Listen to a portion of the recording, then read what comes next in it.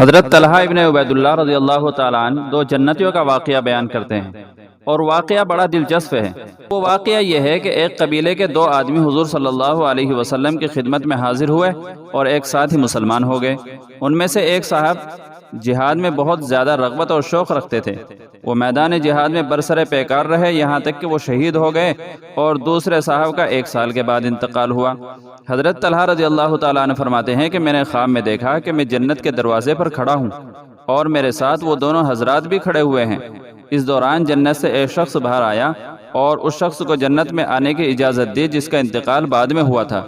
پھر وہ شخص جو جنت سے آیا تھا دوبارہ باہر نکلا اور شہید ہونے والے صاحب کو جنت میں داخل ہونے کی اجازت مل گئی۔ پھر وہ میری طرف آیا اور مجھے کہا کہ تم واپس چلے جاؤ کیونکہ تمہارے داخل ہونے کا وقت ابھی نہیں آیا ہے۔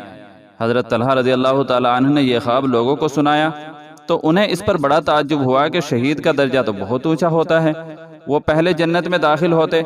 اس واقعے کی خبر حضور صلی اللہ علیہ وسلم تک بھی پہنچ گئی اور لوگوں نے سارا واقعہ آپ صلی اللہ علیہ وسلم سے عرض کیا تو آپ نے فرمایا تمہیں کس بات پر تعجب ہو رہا ہے؟ لوگوں نے کہا یا رسول اللہ یہ آدمی تو زیادہ کوشش اور جہاد کرنے والے تھے اور پھر شہید بھی ہو گئے، لیکن دوسرے صاحب ان سے پہلے جنت میں داخل کیسے ہو گئے؟ گویا کہ لوگوں نے بڑے تعجب کے انداز میں آپ علیہ السلام سے دریافت کیا۔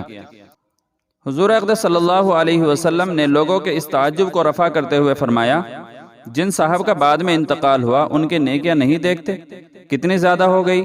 ایک رمضان المبارک کے پورے روزے بھی ان کے زیادہ ہوئے اور 6000 اور اتنی رکعات نماز کی 1 سال میں ان کی بڑھ گئی۔ لوگوں نے عرض کیا یا رسول اللہ ایسا تو ہے۔ اس کے بعد حضور صلی اللہ علیہ وسلم نے فرمایا 1 سال کے اعمال کے فرق سے ان دونوں کے درجے کے درمیان اتنا فاصلہ آ گیا جو زمین اور آسمان کے فاصلے کے درمیان ہوتا ہے۔